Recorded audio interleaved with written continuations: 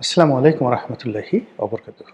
সম্মানিত দর্শক, ত্রয়োদশ জাতীয় সংসদ নির্বাচনের যে ফলাফল এবং বর্তমান যে সরকার গঠন, তারেক রহমান সাহেবের ক্ষমতায় আরোহণ এবং জামাতের যে ১১ দলীয় জোটে বিরোধী দলের আসনে বসা, এই পুরো যে প্রক্রিয়াটি আমরা দেখছি, এর পেছনে নির্বাচনের পূর্ব মুহূর্তে চরমোনাই পীর সাহেবদের যে রাজনৈতিক দল ইসলামী আন্দোলন, তাদের ঐতিহাসিক ভূমিকা রয়েছে।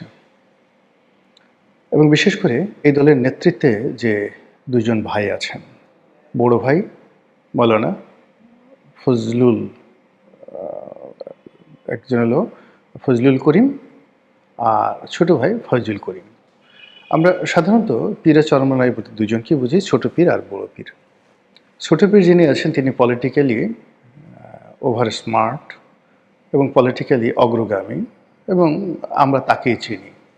আর বড় পীর যিনি রয়েছেন তিনি তুলনামূলকভাবে মাইল্ড, অনেকটা নরম প্রকৃতির মানুষ। তিনি ধর্মকর্ম নিয়েই বেশি ব্যস্ত রাজনীতির তুলনায়। তো এই সময়টিতে তারা যে সিদ্ধান্ত নিয়েছেন, সেই সিদ্ধান্তের কারণে রাজনীতির যে কোর্স অফ অ্যাকশন পরিবর্তন হয়ে গেছে। এবং বাংলাদেশের রাজনীতি আগামী ২০ বছর যেভাবে চলবে, এই ২০ বছর রাজনীতি চলার যে এই ট্রেনটি মূলত চরমোনাই পীর সাহেব এবং তাদের ইসলামী আন্দোলন, এই সংগঠনের অবদান। এখন এই যে তারা হঠাৎ করে এমন সিদ্ধান্ত নিলেন, এই সিদ্ধান্ত তো তাদের নেয়ার কথা নয়। যেভাবে এগোচ্ছিল তাতে করে জামাতের সঙ্গে তাদের জোট হয়ে যাওয়ার কথা। তারা অন্তত ১৫ থেকে ২০টি আসন বা ৩০টি আসনে নির্বাচন করবেন এবং বরিশাল অঞ্চলে ৭-৮টি আসন বা ১০টি আসন তারা অনায়াসে চোখ বুজে সেখান থেকে তারা পেয়ে যেতেন, যদি জামাতের ভোট এবং ইসলামী আন্দোলনের ভোট একত্র হতে। এমনকি ঢাকা শহর, উত্তরবঙ্গ, এমন অনেকগুলো জায়গা রয়েছে যেখানে চরমোনাই পীর সাহেবের প্রচুর ভোট আছে। তো সেটা হলো না। কেন হলো না?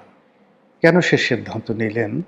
এর পেছনে কি চরমোনাই পীর সাহেবের কোনো কারামতি আছে, কোনো অলৌকিক ক্ষমতা আছে? তারা কি এলহামের মাধ্যমে একটি ধ্বংসাত্মক যে বাংলাদেশ, একটি যাকে বলা হয় তালিবানি বাংলাদেশ, একটি উগ্রবাদী বাংলাদেশের খপ্পর থেকে জাতিকে বিমুক্ত করার, বিযুক্ত করার যে তামান্না, যে দায়িত্ব, যে কর্তব্য, এটি কি আসমানের পক্ষ থেকে তাদের হৃদয়ে, মানে যাকে বলা হয় উৎসরিত হয়েছে এলহামের মাধ্যমে? এই কারণে তারা এই এমপি হওয়ার লোভ, মন্ত্রী হওয়ার লোভ লালসা ছেড়ে দিয়ে তারা সেই জামাতের জোট থেকে চলে গেল, নাকি নেহায়েত রাজনৈতিক স্বার্থ, হিসাবের অমিল হওয়া, মতানৈক্য তৈরি হওয়া, অবিশ্বাস, অনাস্থা এবং তাদের মধ্যে যে ধর্মীয় আকিদা, এই আকিদাগত যে পার্থক্য রয়েছে, সেই পার্থক্যের কারণে সেই জামাত প্রতিষ্ঠিত হওয়ার পর থেকে যেভাবে চরমোনাই পীর সাহেবরা বংশ পরম্পরায় জামাতের বিরোধিতা করছে, সেই বিরোধিতার চূড়ান্ত রূপ এই নির্বাচন আগে প্রতিষ্ঠিত হলো কি না, এটা বিবেচনায় আনতে হবে।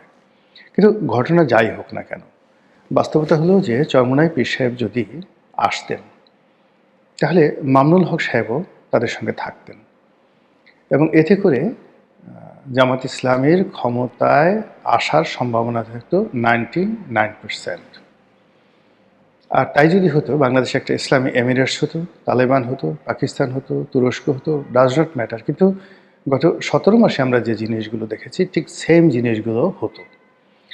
এবং বিএনপি যে সমস্ত লোকদেরকে গালাগালি করা হতো বা গালাগালি করা হয়েছে বিভিন্ন অপ্রাপ্তবয়স্ক লোকজনকে দিয়ে, সেই মানে পরিবেশ পরিস্থিতি এখানে এমন হতো যে বিএনপির লোকদেরকে কাপড় খুলে উলঙ্গ করে তাদের সারা শরীরে পচা ডিম মারা হতো। এরকম একটা অবস্থা তৈরি হয়ে যেত। এখন এই ঘটনাটা যেভাবেই ঘটুক না কেন, আল্লাহ আমাদেরকে রক্ষা করেছেন যে জামাত যদি ক্ষমতায় আসতো, আপনারা কল্পনাই করতে পারেন না কি হয়ে যেত। হয়তো বেহেশত হয়ে যেত, হয়তো হজরত উমরের রাজত্ব হয়ে যেত, হয়তো বা তালেবান হয়ে যেত। যাই হতো না কেন, একটা এক্সট্রিম। আমি পক্ষেও বলছি না, বিপক্ষেও বলছি না রোজার মাসে, আমি দুটোই বলছি। যদি ভালো হতো তাহলে আগামী 20 বছর 30 বছর শুধু জামাতই ক্ষমতা আসতো, বিএনপি আওয়ামী লীগের কোনো নাম গন্ধ থাকতো না। আর যদি মন্দ হতো তাহলে এই যে ধর্মের নামে বিভিন্ন মানুষজনদেরকে অপমান করা, বড় বড় মানুষকেই তুমি দাঁড়ু রেখো নাই কেন, চড়াইয়ে 32টা দাঁত খুলে ফেলা হতো, বোরকা পরো নাই কেন, এই টেলিভিশনগুলোতে মেয়েরা যারা আছে তোমরা কেন এখানে চাকরি করতে হবে, মানে এই উদ্ভট উদ্ভট যে ঘটনাগুলো, সেগুলো যে ঘটতো না আপনি বলতে পারেন না। অর্থাৎ যা আফগানিস্তানে ঘটছে, যা পাকিস্তানে ঘটছে, হুবহু সেই মন্দ জিনিসগুলো বাংলাদেশে আরও বেশি ঘটতো। আর এই ঘটনার পেছনে নিয়ামক হিসেবে চরমোনাই পীর সাহেবের দল এবং পীর সাহেবের দুই ভাইদের যে প্রজ্ঞা, মেধা, এটা সহায়ক ভূমিকা পালন করেছে। এই জন্য ব্যক্তিগতভাবে আমি কৃতজ্ঞ। নির্বাচনের আগে তাদের হঠাৎ করে এভাবে দল ত্যাগ করে আমাকে অনেকটা আশ্চর্য করেছিল।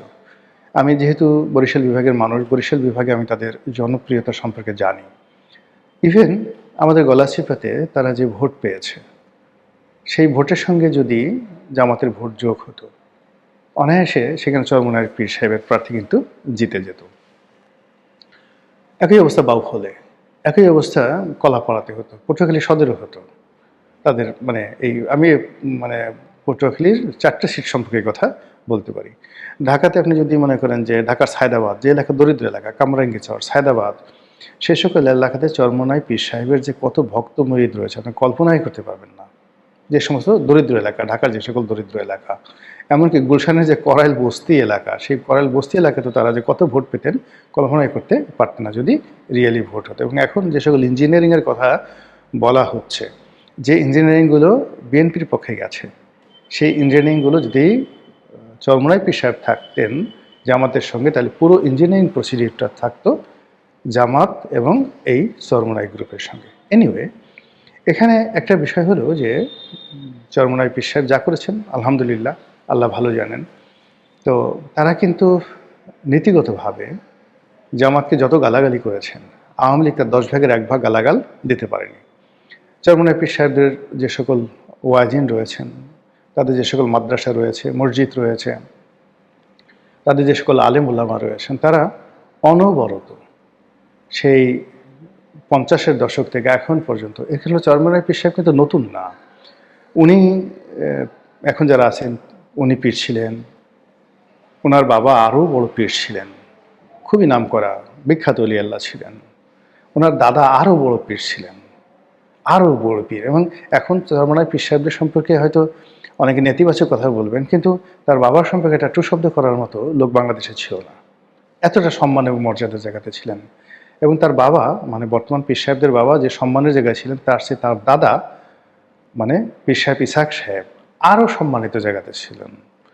তো এই যে একটা বংশ পরম্পরায় তারা জামাতকে মনে করে যে এদের ইমান ঠিক নেই, এদের আকীদা ঠিক নেই, এদের আচার আচরণ চাল চলন এতটা খারাপ যে আব্দুল্লাহ ইবনে উবাই মুনাফিক সর্দার, সে যদি বেহেশতে যায় সেইটা যতটা কঠিন, তার চেয়ে বেশি কঠিন জামাতের বেহেশতে যাওয়া।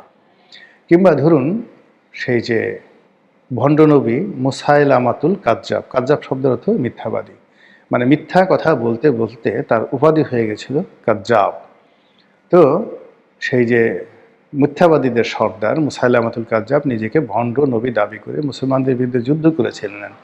সেই মুসাইলামাতুল কাজ্জাবকে মানুষ যত অসম্মান করে, ঘৃণা করে, জামাতেরকে তার চেয়ে বেশি ঘৃণা করে চরমোনাই পীর সাহেব লোকজন যারা আছে, এবং তাদের বক্তব্যগুলো দেখলে বুঝতে পারবেন। তো এই যে দীর্ঘদিনের যে তাদের যে বিরোধ, একইভাবে ধরেন চরমোনাই পীর সাহেব আছেন, তার সঙ্গে সঙ্গে অনেকে তো তাকে মানে জামাতে যারা লোকজন তাদেরকে সরাসরি কাফের হিসেবে আখ্যা দেয়। মানে আব্বাসি যে আছে না, মাওলানা এনায়েতুল্লাহ আব্বাসি, উনি তো প্রকাশ্যে মানে চ্যালেঞ্জ দিয়ে বলছেন যে তিনি তথ্য প্রমাণ দলিল দ্বারা, ইসলামের সমস্ত তাহাজিব তমুদ্দুন দ্বারা, কোরআন হাদিস দ্বারা তিনি প্রমাণ করে দেবেন যে জামাত একটা কাফের দল, কাফের কাফের কাফের। এবং তিনি চ্যালেঞ্জ দিয়েছেন যে জামাতে যদি কারোর শক্তি থাকে, সামর্থ্য থাকে, আমার সঙ্গে চ্যালেঞ্জে আসুক। কেউ তো আসেনি। আবার এখন দেখেন ওই যে হেফাজতের যে আমির মহিবুল্লাহ বাবুনগরী। তো এখন যিনি আমির আছেন সেই আমির, বর্তমান আমির বা অতীতে যারা আমির ছিলেন তারাও কিন্তু জামাত সম্পর্কে ঠিক একই কথাবার্তা বলতেন। তো এখানে হেফাজত বলেন, তাবলিগ বলেন, কাদিয়ানি বলেন, শিয়া বলেন, আহলে সুন্নাতুল জামাত বলেন, চরমোনাই বলেন, বিভিন্ন তরিকা বলেন, তরিকাপন্থী বলেন, আহলে হাদিস বলেন, যা কিছু বলেন সবার সঙ্গে জামাতের খটর মটর। সেই অসংখ্য খটর মটরের যে ইতিহাস সেগুলো নিয়ে তারা যদি এক তাঁবুর মধ্যে বসতেন, পার্লামেন্টের মধ্যে বসতেন, বিশ্বাস করেন এই যে এমপিরা তারা পকেটের মধ্যে খুর নিয়ে যেত, পকেটের মধ্যে হাতুড়ি নিয়ে যেত এবং ওই পার্লামেন্টের মধ্যে মাইক ছেড়ে দিয়ে তারা একে অপরকে কাফের ফতোয়া দিত এবং ওই হাতুড়ি দিয়ে একে অপরের মাথায় বাড়ি দিত। এরকম পরিস্থিতি আমাদেরকে পার্লামেন্টে দেখতে হতো। সেই জায়গা থেকে এই যে চরমোনাই পীরের যে সরে যাওয়ার ফলে এখন যে ইতিহাস রচিত হয়েছে সেই ইতিহাস কোন পর্যায়ে গিয়ে যাবে, কতদিন থাকবে, এটা দ্বিতীয় প্রশ্ন। কিন্তু ইমিডিয়েটলি ইসলামপন্থীদের যে ক্ষমতায় যাওয়ার যে স্বপ্নটা এবং যে সম্ভাবনাটা ছিল এবং তারা যে ব্যাপারে শতভাগ নিশ্চয়তা ছিল সেই নিশ্চয়তার জায়গাটিতে একেবারে যাকে বলা হয় ভূমিকম্প, ভূমিধ্বস নামিয়ে দিয়েছে নির্বাচনের ঠিক আগ মুহূর্তে চরমোনাই পীর সাহেবদের রাজনৈতিক সিদ্ধান্ত। আল্লাহ ভালো জানেন কারা ভালো করেছেন, আল্লাহ ভালো জানেন কোনটা আমাদের জন্য কল্যাণকর। আমরা যারা সাধারণ মানুষ, সাধারণভাবে বাঁচতে চাই, আমাদের খুব বেশি কিছু দরকার নেই। স্বাভাবিক মৃত্যুর গ্যারান্টি চাই, ক্ষুধার সময় দুটো ভাত চাই, আর ক্লান্তির সময় নিশ্চিন্তে ঘুমোতে চাই। ঘুমানোর আগে যেন আমাদের কোনো চিন্তা না থাকে। আল্লাহ 18 কোটি মানুষদের প্রতি তার খাস রহমত এবং বরকত নাজিল করুন। আসসালামু আলাইকুম রহমতুল্লাহি ওয়া বারাকাতুহু।